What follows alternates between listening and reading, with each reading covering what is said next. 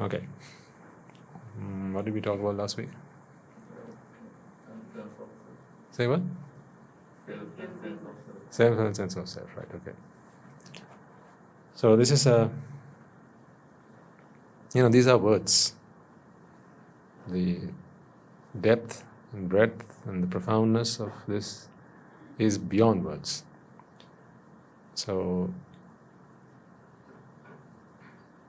sometimes at the end of a sermon you might feel like you've understood it all, but it's, what you've understood is what you've understood, because I don't know what you've understood. Guru Handru goes on about this all the time. And he says that to us as well in the sermons that he does for us. He says, Obahanses have understood what Obahanses have understood. Who knows if what you've understood is what I have understood? And I'm Guru Handru. And you have only heard what I have had to say. These are words. And I have struggled to translate and transform and convert them into words. And words don't necessarily convey meanings. It's the feeling that ignites inside of you that matters after all. So, but we keep trying, right, until we get it. And what's the best check of if you've gotten it? That's also very good, very good. Splendid. I'm really happy to hear that. Freeing yourself from the evil deeds, unwholesome deeds.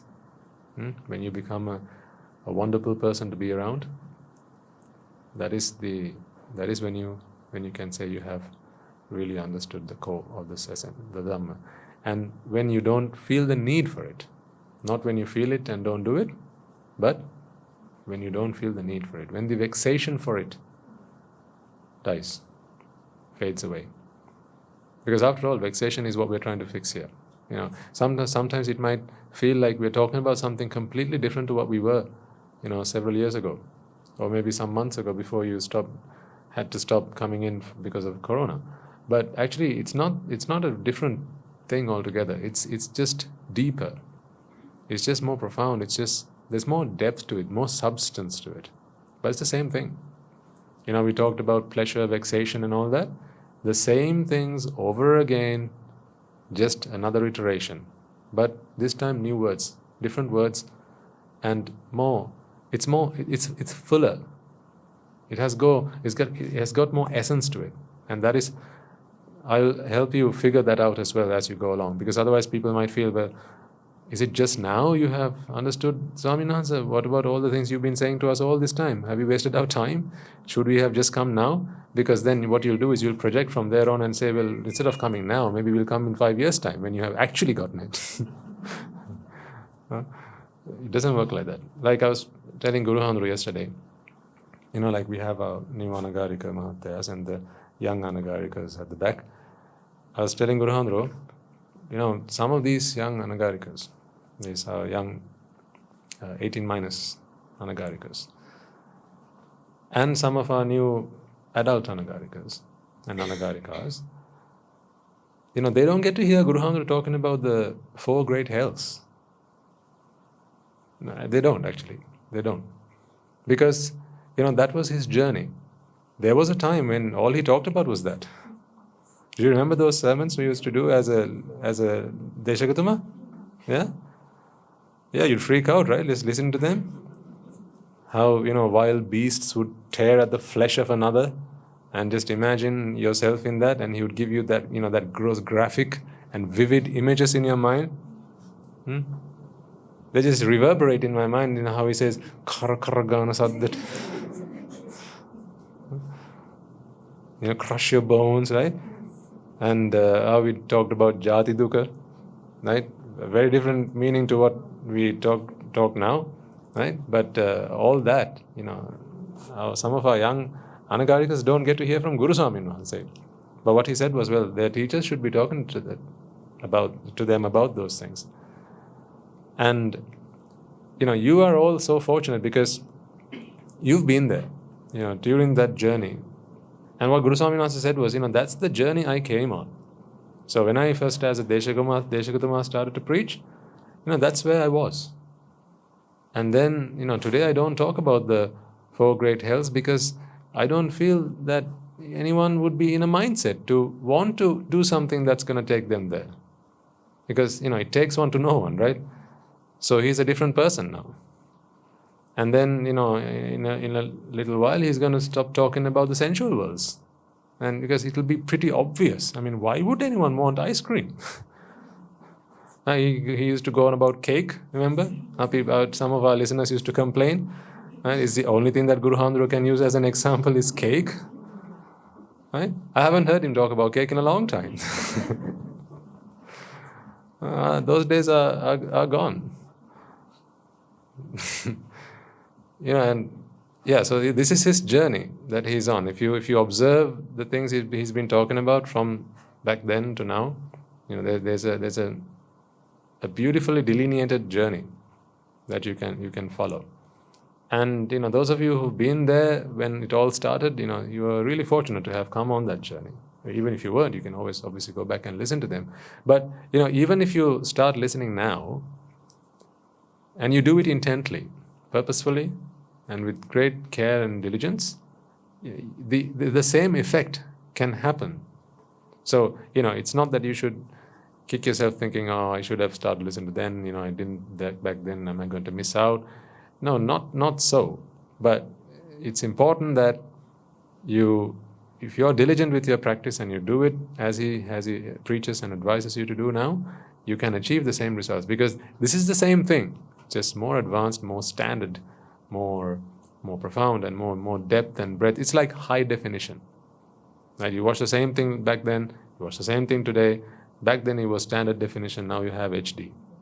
Right? In a little while it'll be 4K. Right? But living the Dhamma is what will help you to grasp what he says, in a few words. Otherwise we'll have to just keep on talking about it time and time again, and sometimes it will take you maybe 10, 15, 20 sermons to understand some of these concepts. That's okay.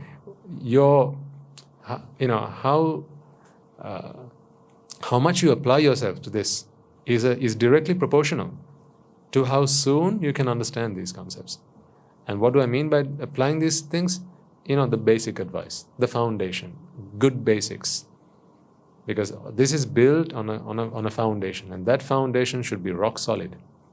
That foundation should be a good foundation, a foundation of abstaining from unmeritorious deeds, a foundation of engaging in meritorious deeds, a foundation of engaging in the good practices and listening to what he says and doing those things, right? So provided you're doing all that, don't think too much about the fact that you weren't there perhaps when it all started.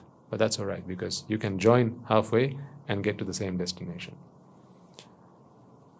So we're talking about the self and the sense of self. These are two words, but the meaning of these words is far beyond what I can convey with words. A really good example I can give you is, we talked about this yesterday.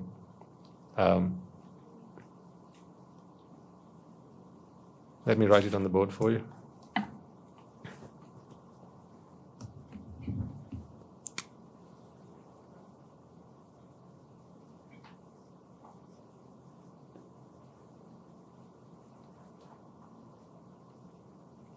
What is that? That's 4 letters, yes. It's a word. You can read it, obviously, right? And it is read, love. Okay?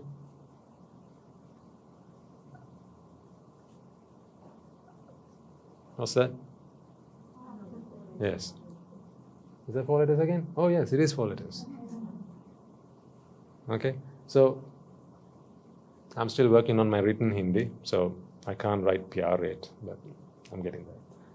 So this is the same as that, but it's not, is it? See, these things look so different. They don't even, they have nothing in common, except for the fact that there are 4 letters, but even if you broke it down by, their separation, you have 5 of them, and here you only have 4 of them. Yeah, 4 characters. If you refer this as a separate character.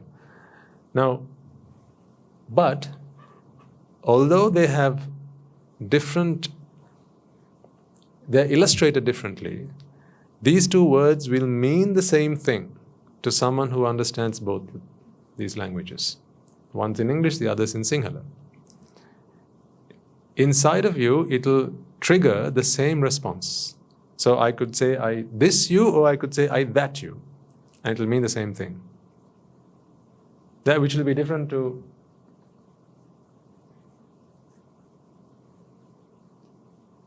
that is very different to this and this. These now see these three words, they look very different, don't they? Yeah, they have no resemblance to each other.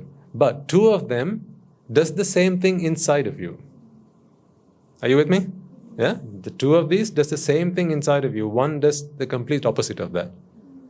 These two things does the same thing because it gives you a sense. I'm trying to explain to you what I mean by this sense of self. These two things give you an emotion, a feeling, a sensation, which is different to what that does. Okay? So, what I'm talking about is something like that. When I say it's a sense of self, what I'm trying to get at is when I talk about self, it's not the word I'm referring to in itself. I can't, I have to use the word itself when I'm talking about self. Please understand that I'll have to invent another language to talk about this, because the word that they use in English is a self, or maybe soul. I don't know if that might be a better word. Soul. I don't know. But that has various other connotations. Right? And yeah, it just gets very muddy and very groggy. I don't know where to get. The thing is this, right? I have two audiences here. One you can see around you, the other you can't. They're not here. And they weren't in the morning sermon either. They're the people who tune into our YouTube channel and they watch them. They don't understand the first, they don't even know what that is. To them, that's only a picture. So, I have a challenge there itself, because you have listened to a morning sermon and now I need to give you something in addition to that. Right? I don't know why you're here, to be fair. Right? This is not intended for you. It's intended for those poor souls who don't have the privilege of coming here and who don't know what that is. Who think that's a lovely work of art. These sermons are for them, but you guys come and sit here. Right? So I have to talk to you, and then you already know some of these things from the Sinhala sermon. So I need to give you something in addition to what we discussed this morning, as well as explain to those poor souls what the heck we're talking about. So it's a tough challenge to handle, but we'll get there. We'll try and do our best. The point I'm trying to get across here is, let's strike this out. I'm not in favor of that, to be fair. All right, let's use self for now, unless I change my mind again. Nothing is fixed, yeah? We did a wonderful example of this last week. Do you want me to tell you what that is? So in our English class, I do one of them as well. We did a debate this week. You remember? Yes. We did a debate this week, and I gave them the topic previous week. What was it? Rites and rituals are essential for Buddhist practice. So that was the topic. They had to come prepared for their debates. And I think we had 5 in each team, and they had to debate with each other. Now, the funny thing was, so there was the last person who was due to speak. So everyone in the team, any points that they might have missed, they wish they had said, but weren't said, what do? They pass it down, right? They pass it down to the last person, and now they're, full to the brim with all these wonderful, and you know what's coming, don't you? Right? They're packed with these wonderful points, like really sharp points that they can say to, break any argument from the other team. Right? So slowly we worked our way through the team, and when we got to the last one, what do you think I said? Swap. I know I'm mean.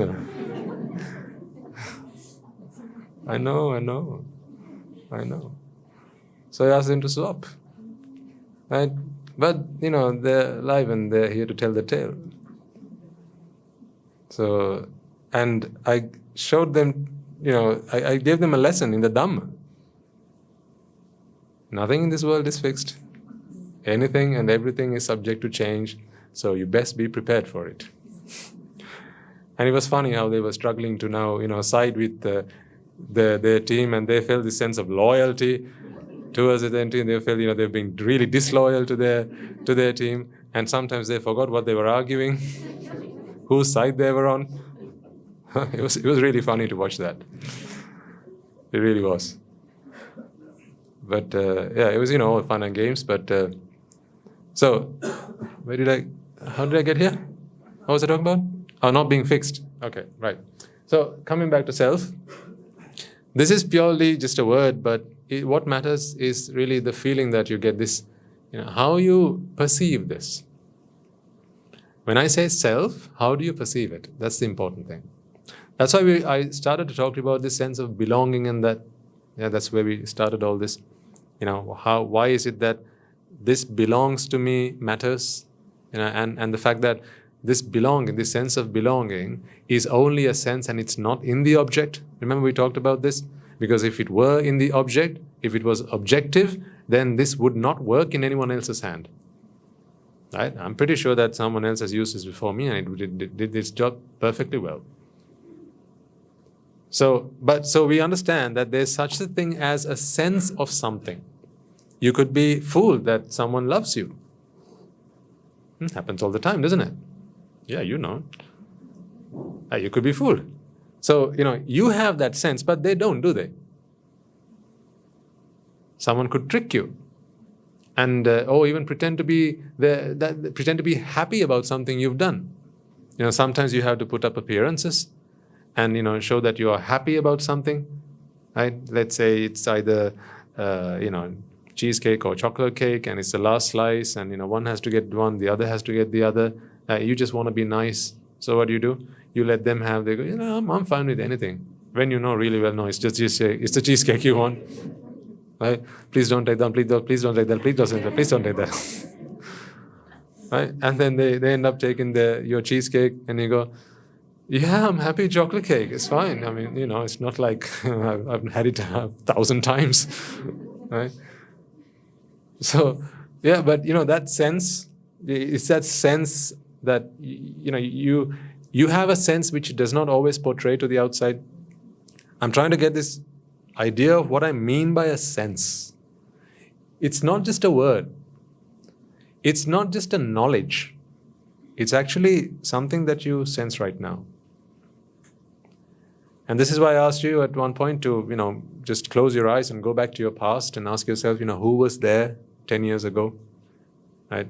And who was it that came to the monastery this morning? Who sat down to listen to the sermon? Who will be having lunch in a bit? Now you have an answer to all this, and it's just not knowledge, is it? It's not just something you know, is it? It's something you feel. It's just you're one with it.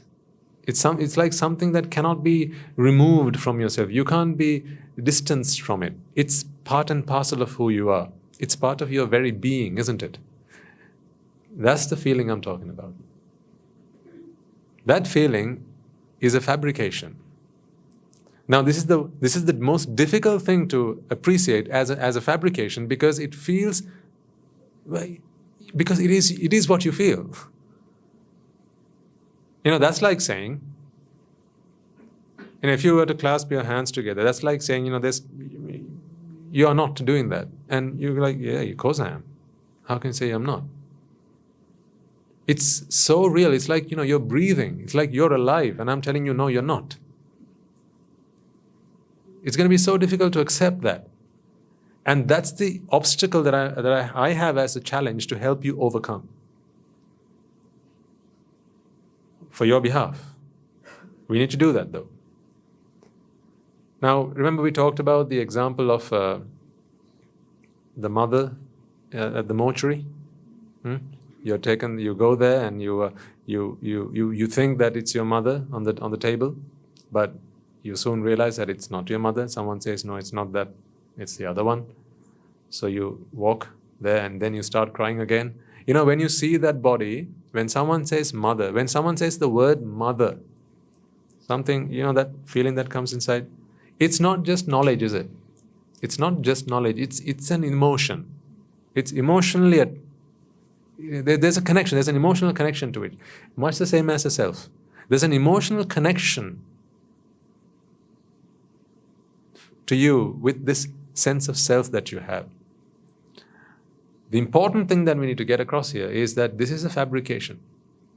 It is artificial, meaning not something that is, you know, like plastic or rubber or anything like that, but you make it, you create it. In fact, it's not you create it, but there's a process that creates it. We talked about the principle of cause and effect last time as well.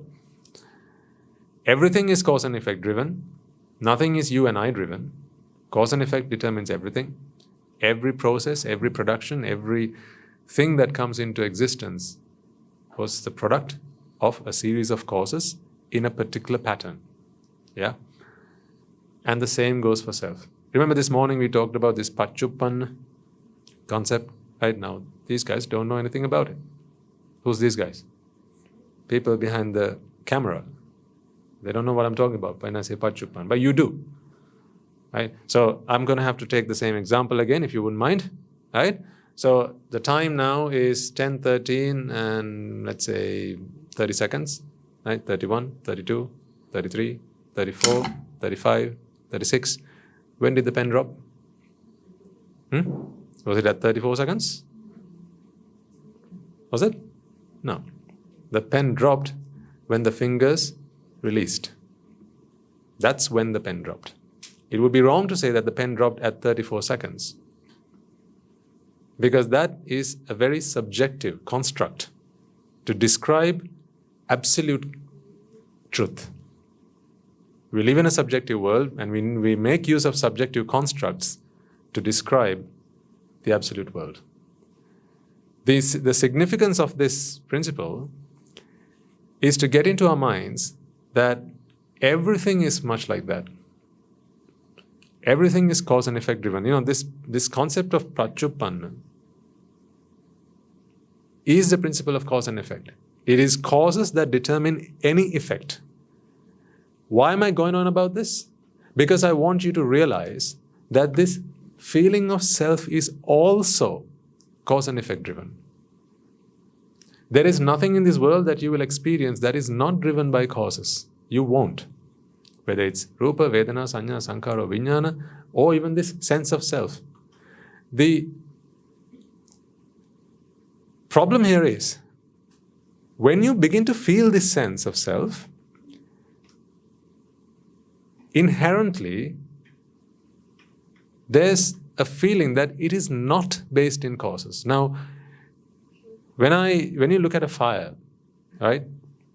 Those of you who know about a fire will know that this is not something magical, but rather it is logical, right? There are causes which bring about this effect, and that's why when you want to turn it up or turn it down, you add the relevant causes. What's required, you keep adding to it, and when it's not required, then you take out. And you don't need to address all three causes, you just need to add one. Okay? That's again one of the wonderful things about this principle of cause and effect. If you don't want something, you don't have to address all of the causes, just sort out one. But if you need something, you need to bring in all of the causes. Now this works in our favor. Why? Because if suffering is dependent on, say, 1 trillion causes, who cares? We don't need to concern ourselves with the 1 trillion causes that are causative of suffering. We just need to work on one. And it may be that there are more than one causes. But the Buddha, in all his knowledge and infinite wisdom, he identified the one cause that we can work on so easily. So now do we need to go and research and find out perhaps there were other causes? No. Let's not try and be another Buddha. We don't need to become supreme Buddhas, because even if we did, you'd still come back and say, attachment is the cause of suffering. Right, so let's not have to reinvent the wheel. Now, this sense of self, let me quickly add that on here.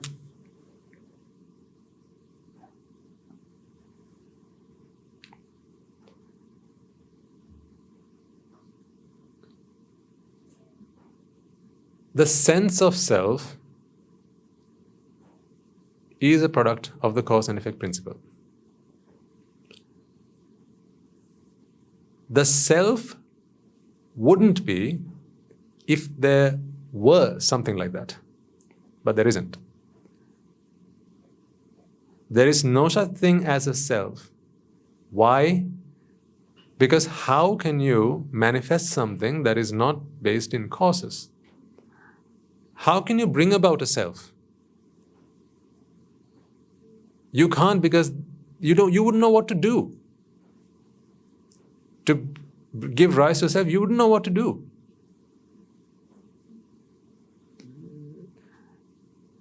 I'm going to borrow a concept from another religion, okay? Say God. Okay? So this is not to refute or to agree or anything. I'm just saying God. How do you create God? Now let's say God really existed, okay? I'm saying about the real God, okay? The God Almighty is there, right? How do you make another one of him?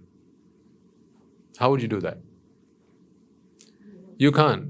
You can't do that because, he has no origin. He's always been there. Apparently he's always been there.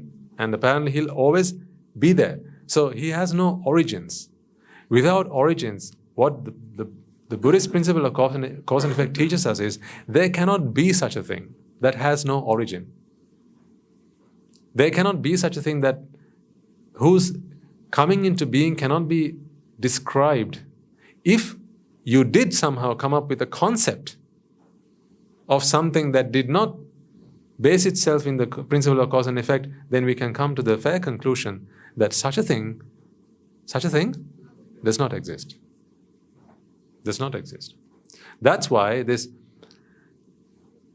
God does not exist in that sense in Buddhist philosophy. A God that has always existed and that will always exist. That sort of God does not exist in Buddhist teaching.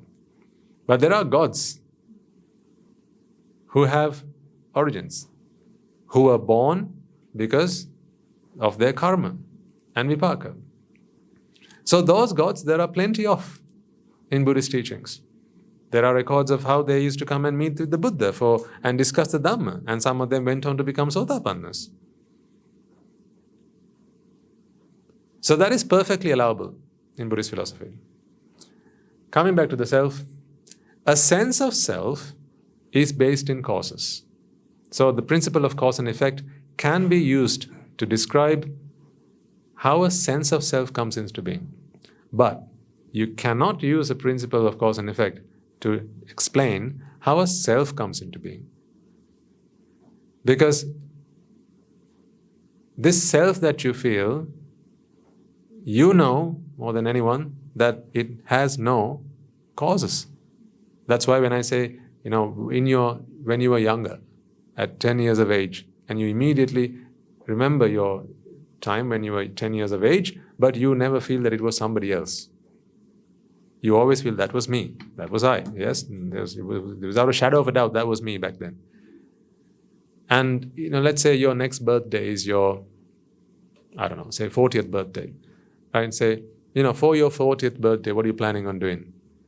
Now you will say, well, over the last 40 years, I've done this, and this. It is my ambition to travel the world, which I have been doing. And so for my 40th, I'm going to Jamaica. I've not been there, so I want to go there. Because I've been all the other places. There's one place I haven't been, and that's where I want to go. So who's talking here now? Someone who's been to all these other places, right?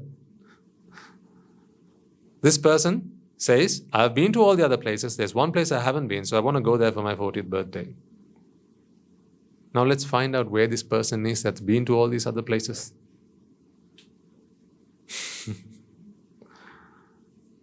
Huh? Where's this person who's been to all these other places? Where's the person who left home today? Where is that person? Where is that individual who woke up this morning, got into that bus, took your transport, whatever, had your breakfast, and came here, and now you're sat here? Are you the same person who left home? Are you a different person then? I want you to carefully listen to each word, each syllable, because there's a lesson behind this, okay? Are you the same person that left home this morning, or are you a different person? No such thing as what? Who are you then?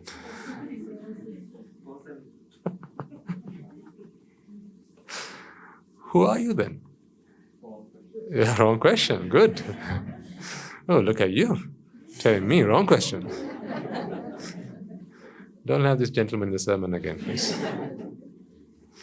Wrong question to Swami Nansi. If a question does not have an answer, a valid answer, then of course you have to agree that the question is flawed. The question is flawed.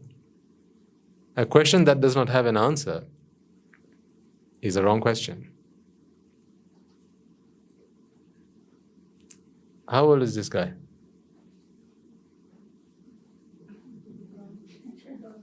Ladies and gentlemen, do you think he's 5 or 6? Is he 56 or 66? What do you think, this person here? What do you think? What about this side of the room? What do you think? Is this person 5 or 6? How about you? Shall we cast a vote? Is this a man or a dog? Answer the question without saying wrong question or right question. Come on. Is this a man or a dog? Answer the question. Is this a man or a dog? So who is it then? What is it then? So it's neither 5 nor 6, huh? How old then?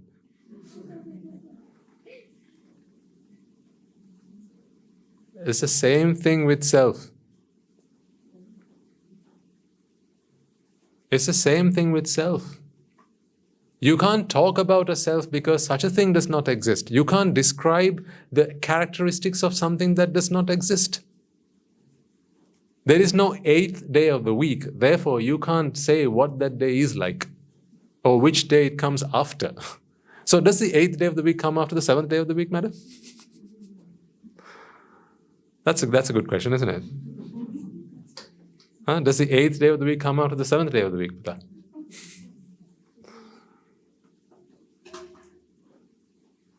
Wrong?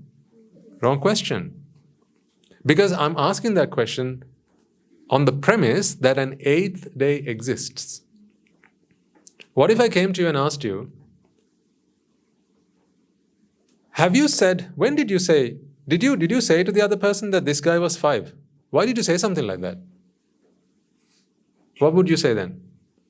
Let's say I've heard from someone, right, that you've been talking about him, okay, amongst yourselves, and then I come and ask you, excuse me, madam, did you say that he was 5? Did you? Then what would you say? Exactly. You'd say what? You'd say, no, I've never said something like that. Then I ask you, oh, so you said he was 6 then? No, I've not said like that either. Then I ask, oh, so you didn't say he was 5, you didn't say he was 6 either. You didn't say, and neither did you not say. No, I have not said any of those things. Because you never said anything about what? About whom? Can we ask about whom? Or about what? No. Because this is a figment of my own imagination. It's a mental fabrication. So whatever mental fabrications I come up with, are you going to be responsible for that? Can I hold you responsible and accountable and expect you to give me answers for things that I create in my own mind? No. So, this is what the self is like. But see how freely, how conveniently, how just so casually we talk about the self? We talk about, when we were 6, when we were 5, what we're going to be doing tomorrow, what we had for breakfast this morning, and how we got to work, your plans for the future, your plans for your children. See? We feel no issue with that, do we? We don't take any issue to that. It feels so natural to talk about a self. So it sounds mind-boggling to then be told that this is all just an illusion. It's only a sense that you have. You sense it, but it's not really there. It's a bit like, how sometimes when you say, how when you eat fish, sometimes bony fish, right? And you get one of those like little bones stuck in the back of your throat. Ever had that experience? Yeah. And now what you do after that? You eat like some rice or maybe a banana, you try and swallow it whole, right, to get rid of it.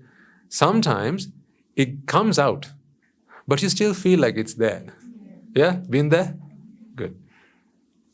So, it's not there, it's just a sense that it's there, right?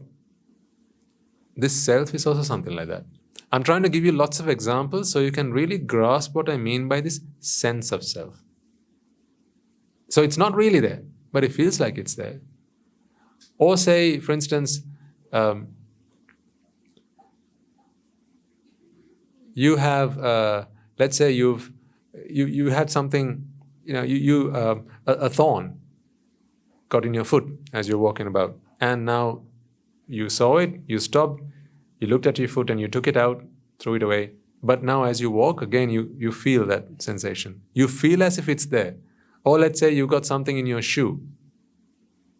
You feel that, and you feel that something's, so there's a stone or a pebble or something that's got into your shoe, and you take it off and you look inside, there's nothing in there. Put your arm inside, hand inside, try and clean it out, then turn it upside down, shake it a few times and put it back on. No, it's still there.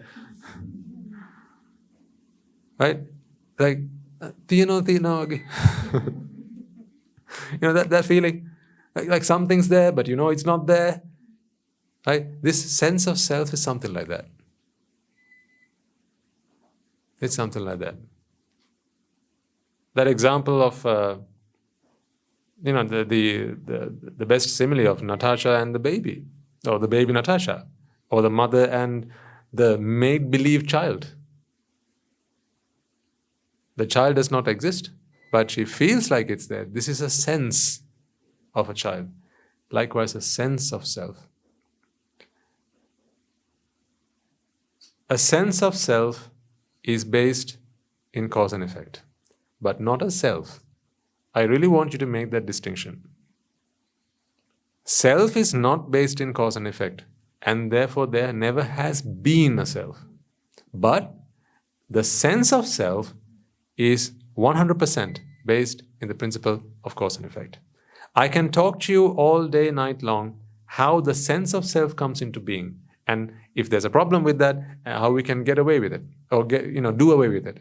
But I cannot talk to you about a self. How it came into being, if it's problematic, what you can do about it.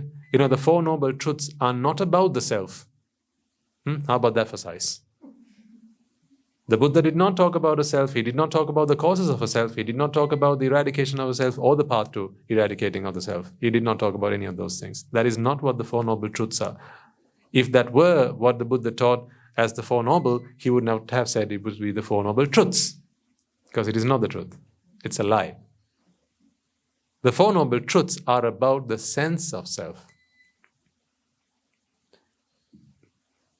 The mind rises and passes away. In each of these thought moments, a process takes place. Now let's just revisit how this happens in the first place. One of these. We've talked about this in the past, so most of you will be, really good and up to scratch with this, but let's quickly revisit that topic. You understand what I wanted to get across with this point, right? These two things, very different, but the same feeling, okay?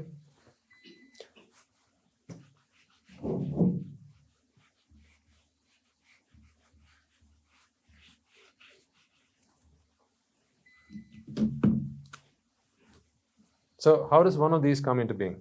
Let's talk about the cause and effect of this, how this comes into being. We have the eye and a sight. When they come into contact, why do they come into contact? This is what vipaka is. Okay?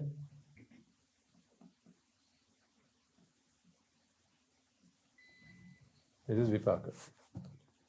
Vipaka is called vipaka because it does not have the power to give birth to anything. By anything, I mean something in particular. It does not have the energy to give rise to any more vipaka. Vipaka does not produce vipaka. It does not breed itself. And vipaka also does not breed suffering. Like they say how money is the root of all evil, which is senseless, meaningless. There's no base in that. Money is not the root of all evil. Ignorance and attachment is the root of all evil. If someone with good intentions, no ignorance and attachment, if they had a lot of money, what would they do? Evil? No, they would do as much good as they possibly could.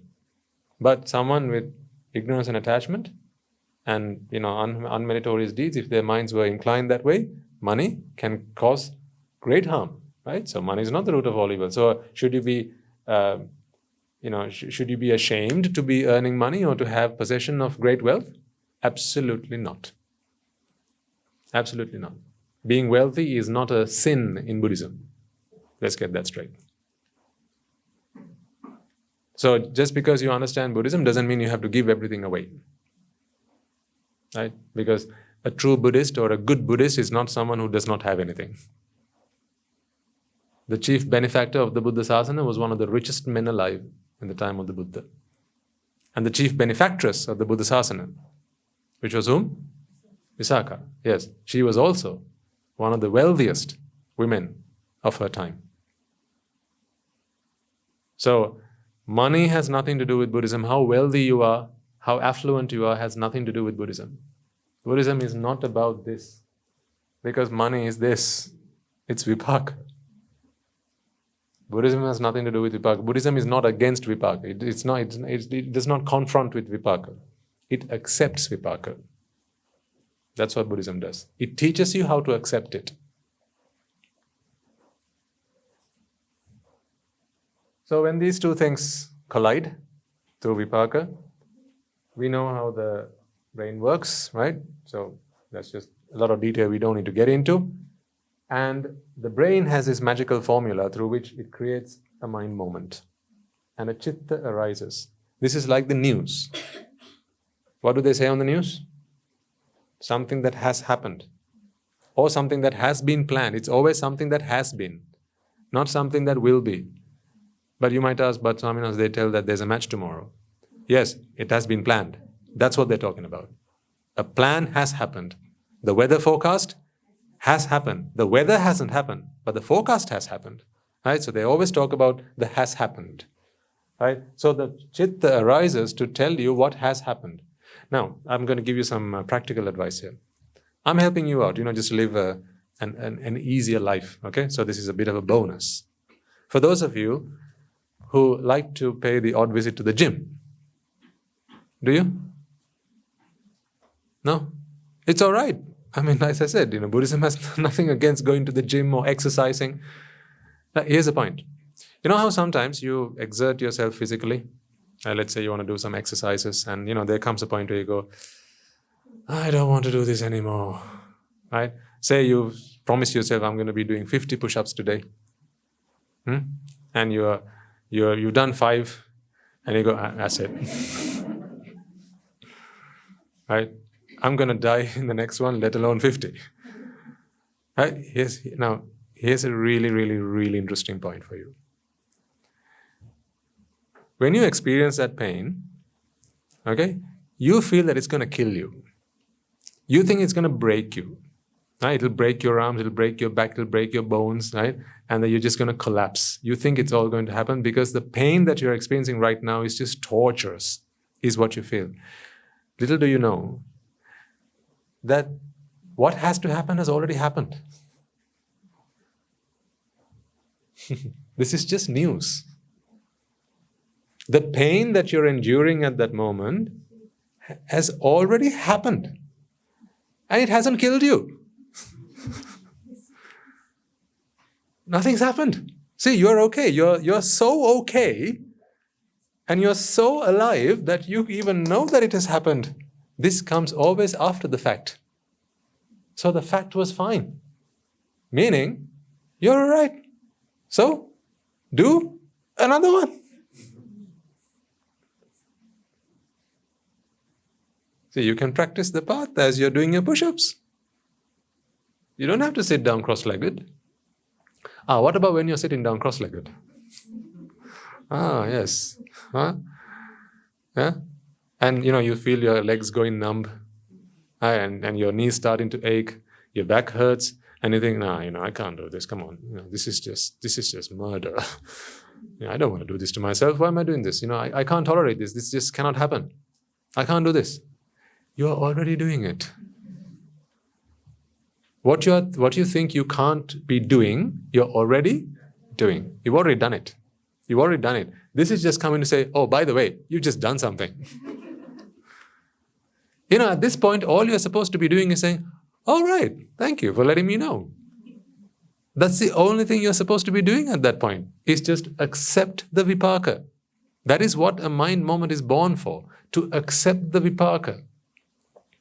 Not to create new vipaka, just to accept it. See, this has happened, now accept it. This is fine if this is all that was happening in the mind. But there is something else that's going on which is not prepared to accept the vipaka. There's a fighter in here. He doesn't want this.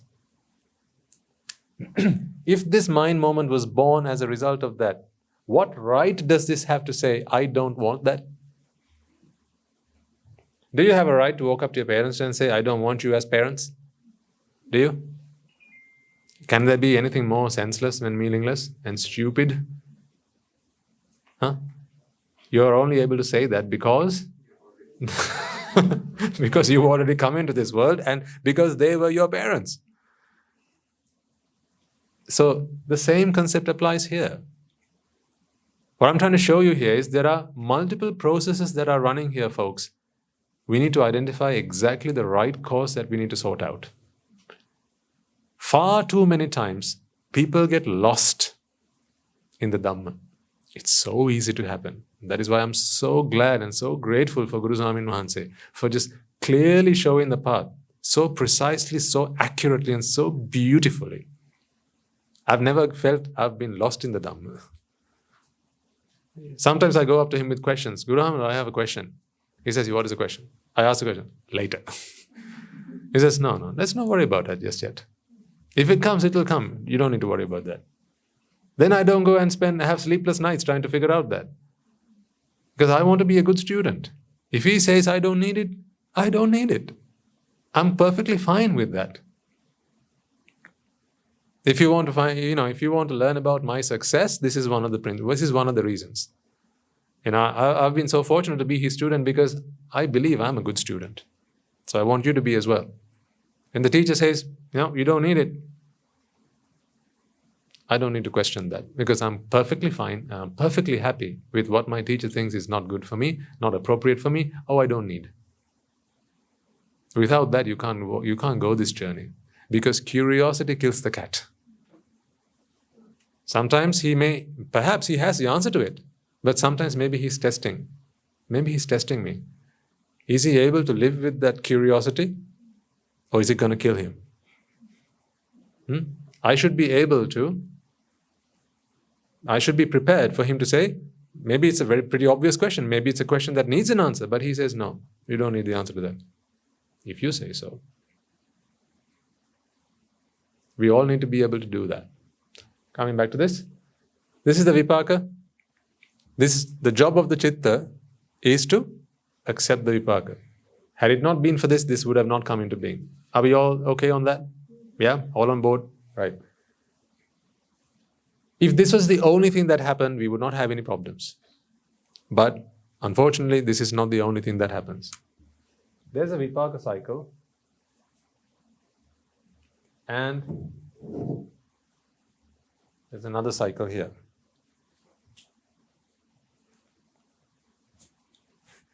This is the karma cycle.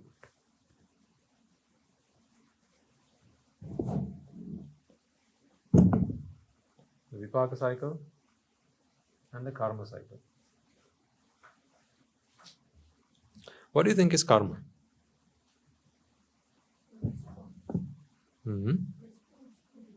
Hmm?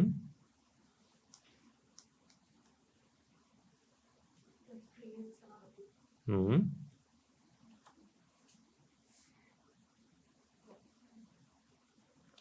It's when you're not prepared to accept the vipaka. To put it very simply, when you're not prepared to accept the vipaka.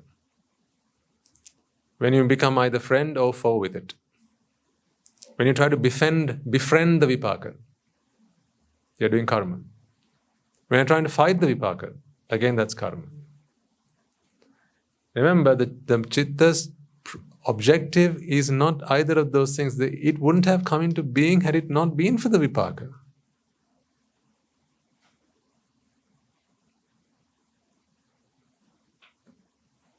So what right does it have to argue, to challenge, to debate, right? The two of these coming together. Had this been, not a flower, but let's say something like this, I don't know, maybe a ball or something. This Citta would not have been this, it would have been a very different one. It would have been a different Citta. Had this not been the eye, but been the ear, that would not be this Citta, it would be a different Citta. So you see, these two things determine what this is. Whichever it is, whichever this is, and therefore whichever the combination is, this is simply, this one's job is simply to accept it. Yep, got it. Yep, got it. Yep, got it. That's it.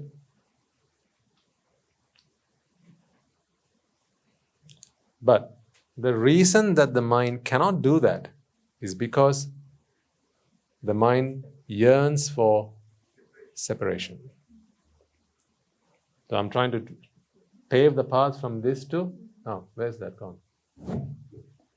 Sense of not self, sense of vipaka, okay? Not vipaka, sense of self. I'm showing you how this led to this. I'm showing you what? How this has led to this.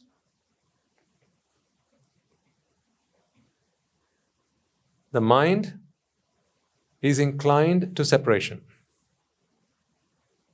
That is why this morning I showed you the tree branch, right? And I asked you, why does it look nice? It does, doesn't it? What do we have today? Last week I was sitting on a bird's nest. I was in the week before. But you see separation, right? See, look at this, for instance. There are flowers of different colors.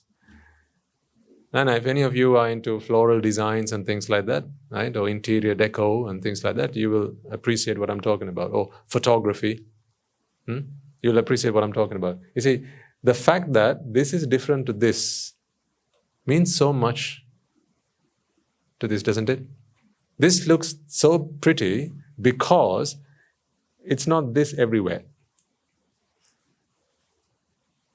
Why do we focus on people's faces so much? I'm just telling you things as they come to mind. I don't come with an agenda. That's why I ask you, what did we talk about last week? Why do we, when we talk about someone, when we think about someone, why do we look at their faces? What's special about people's faces? Yes.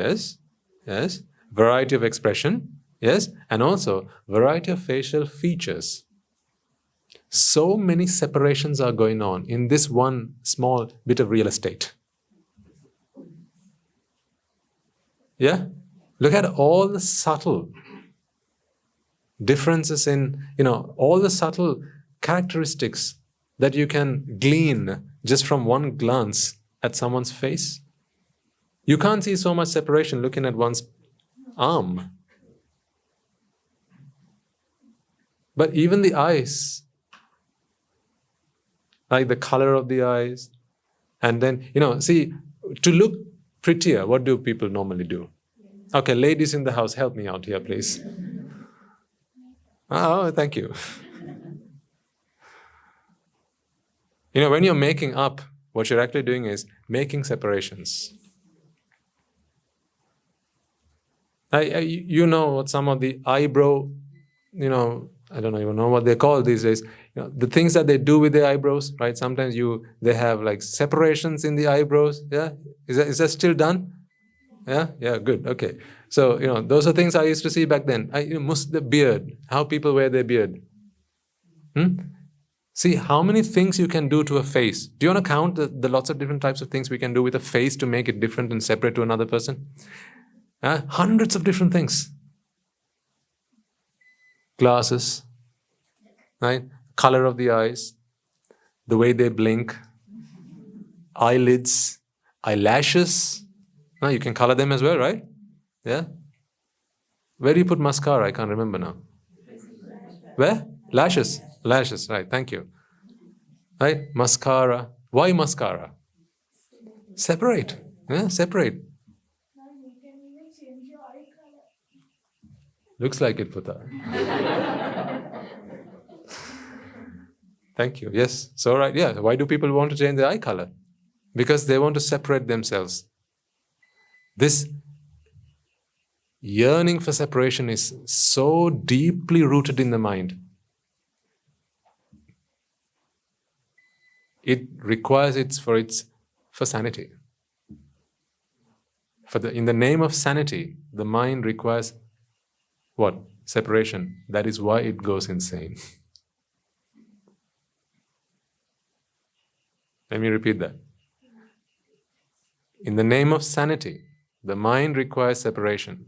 That it wants it so badly, but because it can't achieve that, it goes insane. Think about these things. Why is the face such an important part of someone's, physique? If I were to draw someone's arm and ask, is she or he beautiful? Right? You say, let me have a look at him. Where do you look? You look at the face. In a magazine, right? If I showed you a picture of a woman and I said, does she look good? You'd look at what? You'd look at the face. Even if you were to look at some other part of the body, you'd still, before you make your judgment, yes, whenever you make your judgment about someone's appearance, right, whichever part of the body it might be, before you make your judgment, before you come to the conclusion, oh yes, he's good looking or she's good looking, you take that look at that face. Because that face is where all that separation happens. So from eyebrows to eyelids to eyelashes to lips, right? Lip gloss. And what's the other thing that you draw around the lip? What's that? Liner, yes, thank you. Lip liners. See how many things you can do to your face and blushing? Huh? Doing those things apparently makes one look beautiful, right? That's why they do it. In the name of beauty culture. Right? They do it. What are they actually doing? Separation. That is what they're actually doing, separation. Then if you just move a further bit north, what do you have? The hair. Oh. That's a business on its own, isn't it? It's an industry on its own. Yes. Think about all the things you can do with your hair. You can color it. You can part it different ways. Straighten it. Yes. Curl it. What's that? Cut it, yes, cut it, and then shave it. And this, young people, what they say, different hairstyles, like Bob Marley's and Sangakkara's and separation. All separation. It's what the mind seeks is that separation. It's not really beauty that the mind is looking for. The mind is looking for separation on the premise that separation is pleasurable.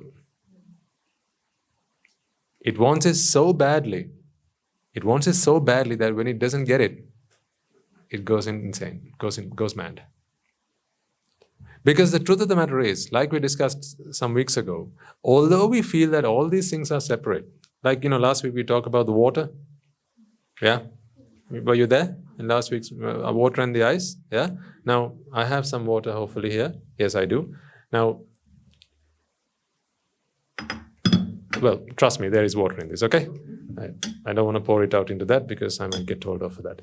Right, so there's water here. I'll ask you the question. What's here? No.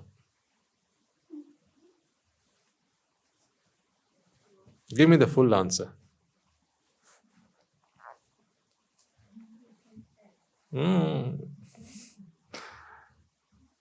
You don't need to go that far. With science, right? Give me a scientifically accurate answer. What's in here? Keep going. Water? Yes, you're very close. What is this? In the form of fluid, yes, you're right, madam. So what is here is water at room temperature and room pressure, or at atmospheric pressure. So if I ask you what is in here, you can't simply say, water in, if you mean water is that and ice is the solid form, then you can't say that's water. Because that is water, but in its full form, you have to say at room temperature and at atmospheric pressure. That's when it's the right answer. So what is, if I, last week I had ice in a glass, what was that then? Again, you could say it's water at 0 degrees Celsius and at room pressure, aka ice, right? So that is water. If I ask you what is water, that's the full answer you're going to have to give. So how does water turn to ice? Energy. And how does ice turn to water? Energy. In other words, it's the same stuff. What's different is the amount of energy. So what conclusion can we draw from that then? All the differences that we can see around us, they're all based on differences in energy. Differences in energy. It is these differences in energy that we can observe. Take out energy, it's all the same stuff. So much so that just like it's just water molecules, either in liquid form, solid form, or in gaseous form, if you took out the energy or put back the energy, right, depending on the amount of energy, water itself is again what? Hydrogen and oxygen, right? Now what are you then? Same stuff. An atom of hydrogen is 1 proton, 1 neutron, and 1 electron.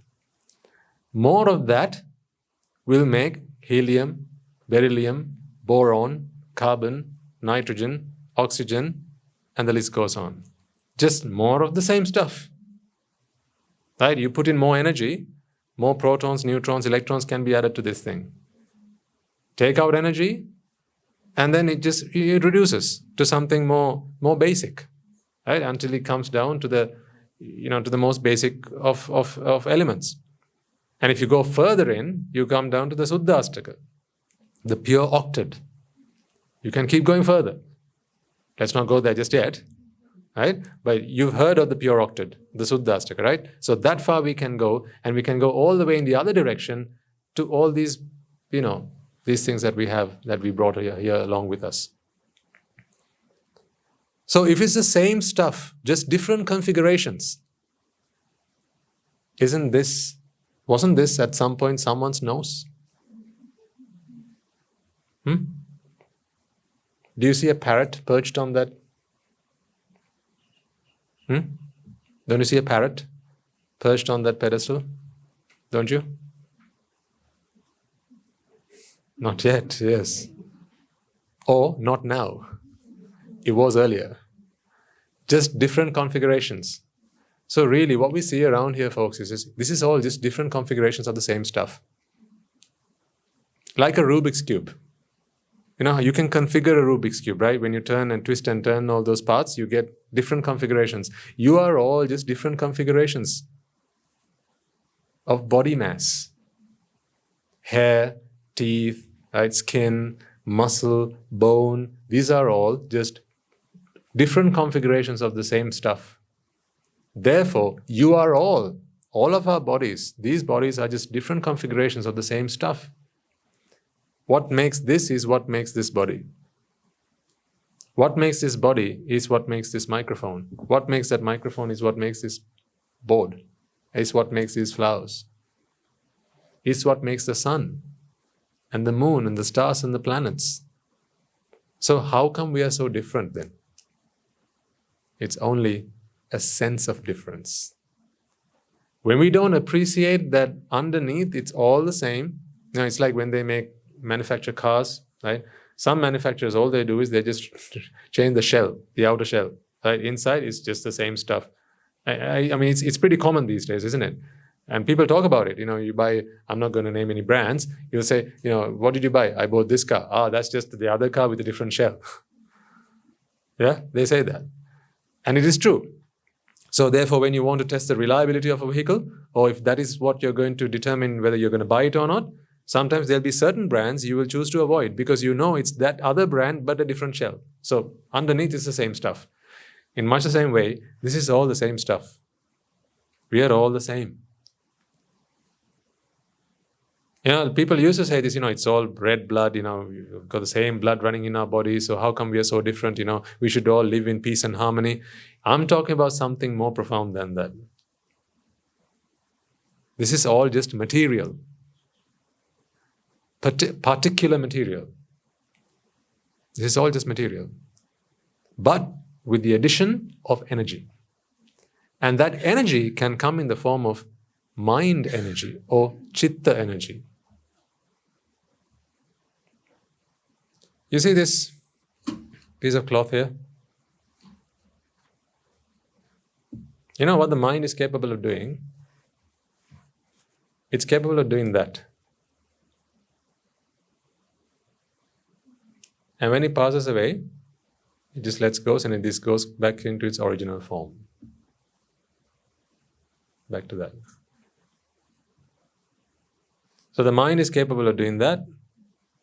And when it passes away, it's capable of just letting it go back into its original form. So really these separations that you witness and observe in the world around you are only there in their current form because there's an energy working on them. All rooted in mind energy. Or what we call Chitta Shakti. So the differences that you see around you, the fact that you have your hair a particular color, say from birth, or even later on, even if you chose to color your hair differently, that's still the mind at work, isn't it? Perhaps you're born with one limb. That was your mind at work, because it was the mind that did all that magic behind the scenes, and now it's the manifestation that you see right now.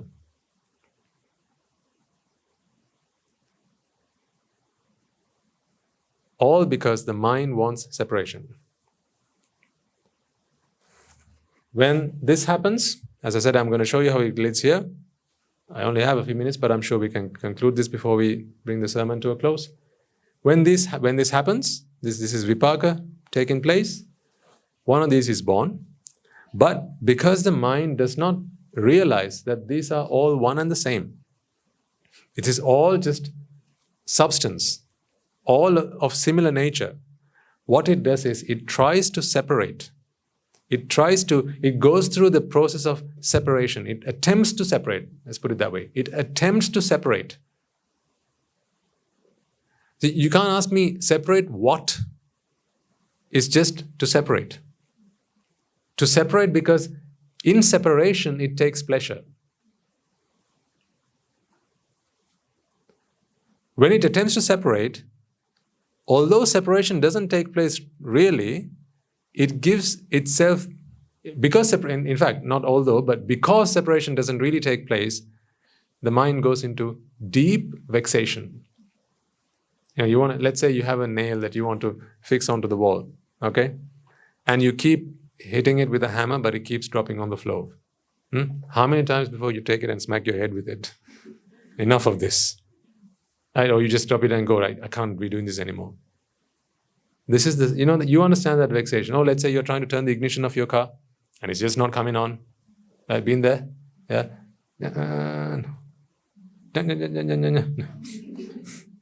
You keep trying and keep trying. At one point, oh God, I'm just going to walk or take the bus.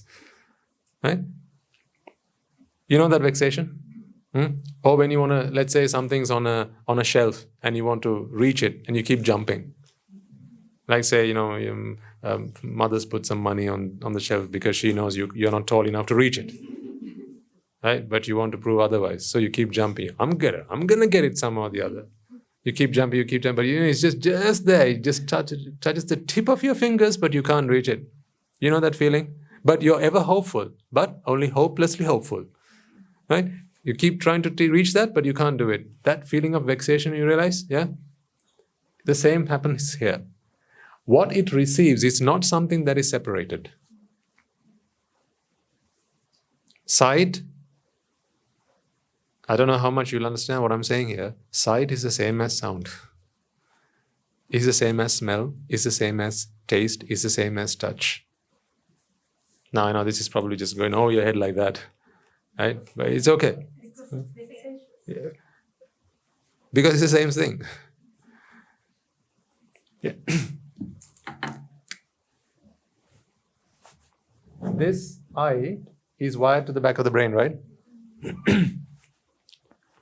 Let's say it was this part of the brain that was responsible for the sense of hearing. Okay? Now, we are going to be Dr. Frankenstein, and we're going to switch this round. So instead of the eye, from the eye, we are going to plug it's not auditory, what's it called? Optic nerve. We are going to plug the optic nerve to the part of the brain that is responsible for hearing. Now you put something in front of the eye, what do you think is going to happen? You hear a sound. Actually, you're not going to hear a sound because the sound never entered the ear, but you're going to sense a sound. Because what the brain does, folks, is convert electrical impulses to sensations. That's what the brain does. It converts electrical signals which the mind cannot receive. The mind is not sensitive enough to receive and interpret electrical signals. What it does is it converts electrical signals, electrical impulses received. And remember, the brain cannot interpret sight or color or say light waves. Therefore, you need the eye. So you see, each of these parts have a very important, crucial role to play in ultimately sensing. Who does the sensing part? The mind does. But for the mind to sense, various other things have to have happened along the way. Multiple interpretations. Here's a Chinese man. Here's an Indian guy. Here's an English guy. He speaks Indian and Chinese, or say Hindi and Chinese. He speaks English and Hindi, and this guy speaks only English. How do you think he's going to get his message across to this guy? Ask the Indian person to translate to the Chinese. Indeed.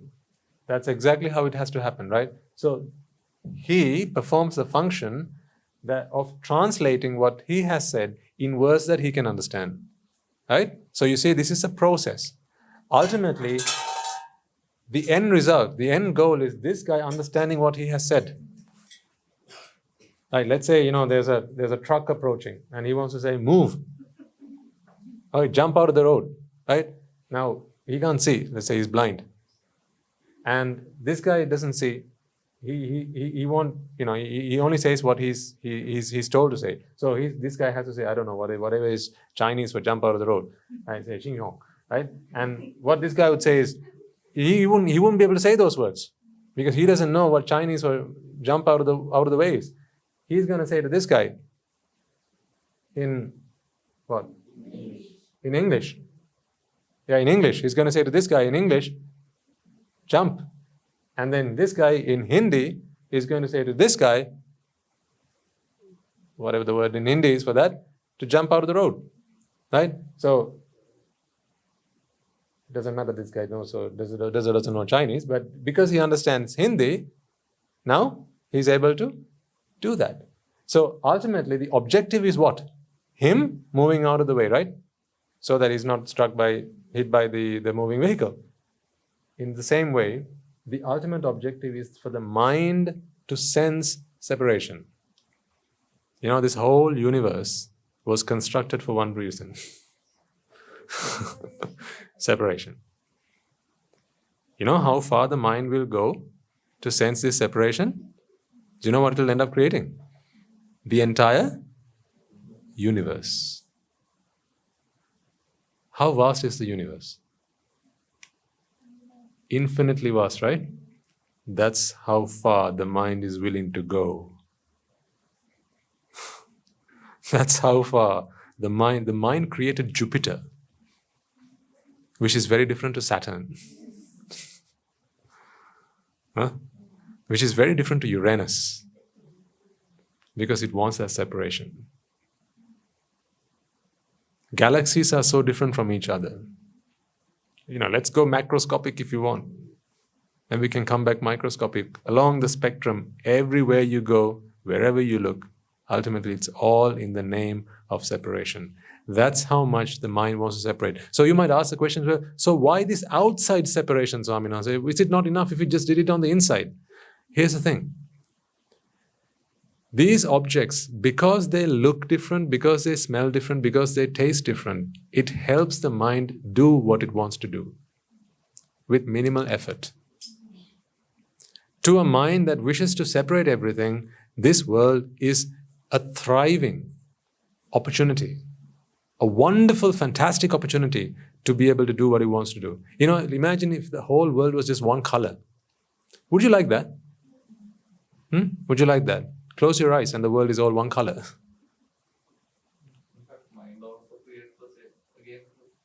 Yes, yeah. So it is the mind that created this. Because the mind wants separation. As the gentleman rightly said, these didn't come first. The mind came first. The planets, which came first? Chicken or egg? I have a better question for you. Which came first?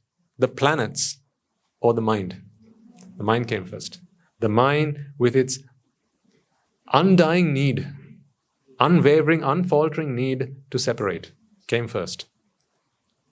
And then, to help it achieve that, it created all these separations among ourselves in this entire universe.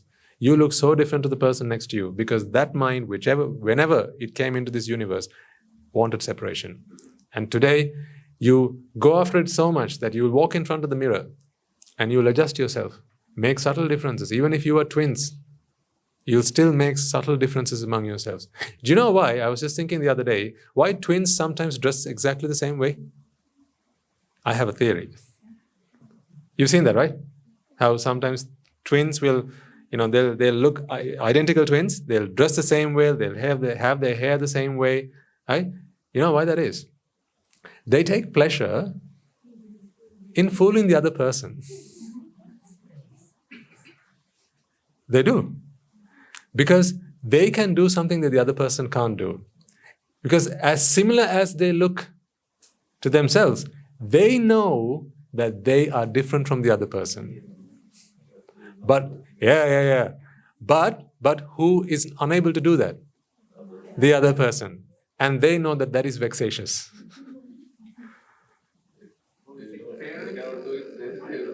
Huh? Yeah, exactly. Yeah. So they know it's vexatious. What is vexatious? Not being able to separate between two things is vexatious. But they don't feel it, right? Because I know if I had a twin, I know I am me, and I know the other person is the other person. So no matter how we dress, how we wear our hair, I'll always know that I'm a separate person to the other person. But who doesn't? People observing us. They don't. Ha ha. But usually it's the parents who do that, not the twins. Yeah, because the parents also enjoy that. They say, oh, you can see, tell me who's who. But if you ask a parent, they'll have either a birthmark or something that they'll know. They'll use to tell, this is the one that's different from the other. And they won't tell you which one it is. They won't tell you that distinguishing character that they use. Because if they couldn't tell them apart, that would be vexatious to them. Trust me, this whole world is based on this one thing, separation. This is what the mind wants so badly. That's why we all look so different. That's why we all dress so different. That's why we all speak and walk and talk. Our gait is different. All of this is so different. These are all constructions to feed a yearning mind, a cringing mind to keep its sanity. But in the end, what happened? It was the insane mind which came to think that the world was separate, then went on to create those things so that it could continue to live in this make-believe world. Just like that glove, which has 5 fingers, that was made for a hand with 5 fingers, the mind has created this world with all its separations and divisions. As much as people will come to the stage, to the world stage, and say, we are all one people, we are all one religion, one creed, right? One race, let's all live happily and peacefully ever after. Deep down inside, that's not what they want. Because of different gati. We'll come to that later. As much as people will, cry from the top of their roofs, this is what we want. We want everyone to live peace, harmony. Everyone should be the same. Deep down inside, it is separation that they need. So unless it is an arahant who's saying this, I don't believe one syllable of what they say. Because in that separation, they take great pleasure. But to look good to the other person, they'll say, we should all be one. Even sometimes they don't even know this. Sometimes they're fooling themselves. Because it is a said thing, it is a done thing, it's diplomatically correct to do that and to say that, right? But deep down inside, they want to be able to identify themselves with a group, a community. It's not enough to just say, we are all humans. You need to be able to say, I'm a Sri Lankan, and I'm a Buddhist. Oh, by the way, I'm a monk. I'm a man. Even if it's an animal, I'm a human being. That's a goat. Right? I'm a human being. I'm different. I'm 6. How old are you? See? Why? What matters? What is the meaning of, I'm this old and how old are you? It's all just meaningless rubbish created because the mind needs this separation. We'll talk about it more when we meet next week. I think that's plenty for you to think about right now. I just want to say, this is how that separation comes into being. When this self or this sense of self is created, when that comes into being, the whole world is then split and diced and cut and chopped up into all these different things that you see on the outside. So this entire universe, folks, is a manifestation of a mind that wanted to separate. Right? I'm going to leave you there for today. Because you have another hugely meritorious deed to engage in. Okay, let us take a moment to do our merit transfer, and we will bring the sermon to a close. All right, let us take a moment then to transfer the merits that we have all acquired by making offerings to the infinite virtues of the noble triple gem, chanting Pirit, listening to the Dhamma, and engaging in various meritorious deeds today.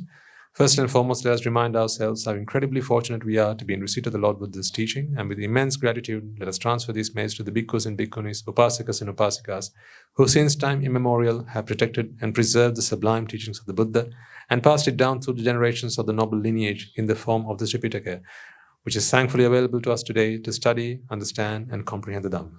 Let us also transfer the merits we have acquired to all members of the Mahasangha present throughout the world, including the chief prelates of all of the chapters, who have dedicated their lives to the noble path and committed themselves towards the betterment of all sentient beings. Let us not forget that among them are the monks and nuns resident in your local temples and nunneries, who have always been by your side through thick and thin, come rain or shine. Let us transfer these merits to Guru Swami Nuhanse, as well as all the teachers resident at the monastery, and all the monks at the monastery, as well as the Anagarikas and Anagarikas attached to the monastery. Let us take a moment to transfer these merits and express our gratitude to those who make great efforts to disseminate the teachings of the Buddha, be that by transliterating these sermons, sharing them out with others, or inviting others to join them. And may, through the power of these merits, if any of them have been born in the woeful plains, redeem themselves and be born in the blissful plane. May, through the power of these merits, they abstain from the unmeritorious deeds, fulfill the meritorious deeds, fulfill the noble eightfold path, and may they all attain the supreme bliss of Nibbana. Sadhu, sadhu, sadhu. Let us also take a moment to transfer the merits that we have all acquired to our devotees, friends of the monastery, and to those who continue to sustain the Mahasangha. This includes everyone from those of you who have contributed to the construction of the monastery, to those of you who, on behalf of merits continue to provide the Mahasangha with shelter, arms, robes, and medicines, as well as those of you who pass on their know-how and extend their well wishes. May through the power of these merits they abstain from the unmeritorious deeds, fulfill the meritorious deeds, fulfill the Noble Eightfold Path, and may they all attain the supreme bliss of Nibbana. Sadhu, sadhu, sadhu. Let us also take a moment to transfer messages to our mothers, fathers, husbands, wives, brothers, and sisters, grandparents, uncles, aunts, cousins, nephews, nieces, our elders and our acquaintances, employees and employees, and to all those who've helped, supported, and assisted us in any way, shape, or form. And by the power of these merits, may they abstain from any unmeritorious deeds, fulfill the meritorious deeds, fulfill the Noble Eightfold Path. May they free themselves from any obstacles to their spiritual progress, be that through physical or mental ailments.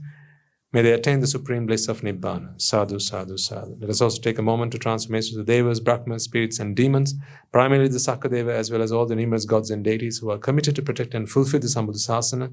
Let us transfer messages to our guardian deities who keep a watchful eye over us and keep us out of harm's way. And may through the power of these merits they prosper in divine power and wisdom. May they abstain from the unmeritorious deeds, fulfill the meritorious deeds, fulfill the Noble Eightfold Path, and may they all attain the supreme bliss of Nibbana. Sadhu, sadhu, sadhu.